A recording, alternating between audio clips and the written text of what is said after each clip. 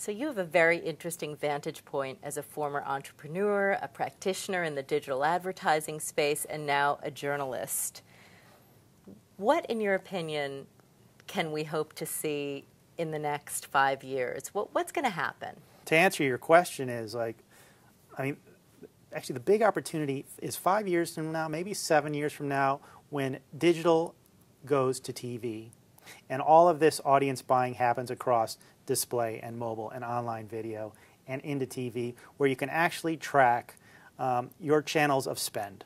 And when the marketer knows that where their money's going and how it's affecting each channel, how each channel is affecting their ultimate conversion, their ultimate sale, which this sort of attribution will enable across channels, that's huge. Everything gets more efficient then. I think it's very exciting. How did you become an expert in this particular area of interactive advertising, and why?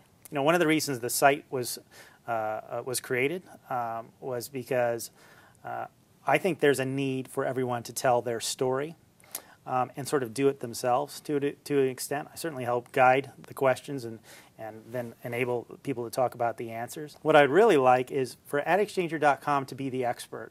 I'm a facilitator, I feel.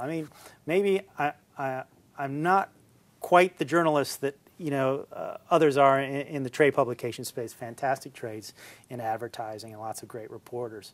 But what this site does is sort of, it hopefully becomes the expert, and it tells the story of the space.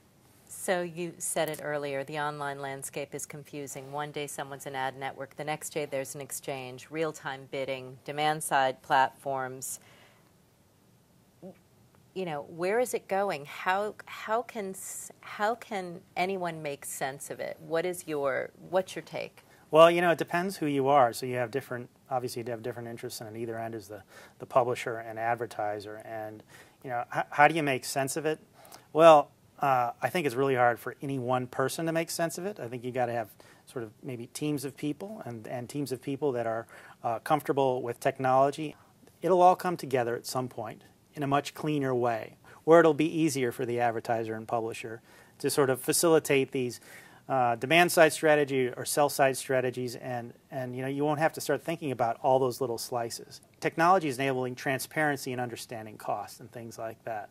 That's great, but there's also going to be this need for this end-to-end solution again, because as you just indicated by your question, is like, look, it's really impossible to understand all these little slices and bring it all together.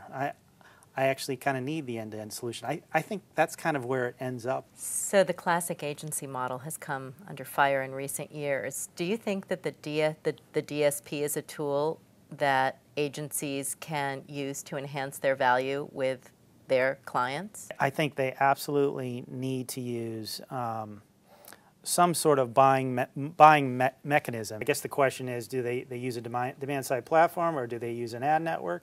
I think there's some workflow savings with ad networks in terms of offering the end-to-end solution, whereas a demand-side platform certainly, at least it seems to offer more transparency on many of the tactics, and that's great too. And now those DSPs are offering services on top, much like ad networks. You need experts in-house who can drill into the tech side, and they're very services-oriented at agencies. They need to get these tech guys in-house, tech women in-house, to help them understand this sort of new, arcane world that can enable either a DSP or an ad network strategy or a technology strategy, whatever it is, to facilitate something more robust down the road.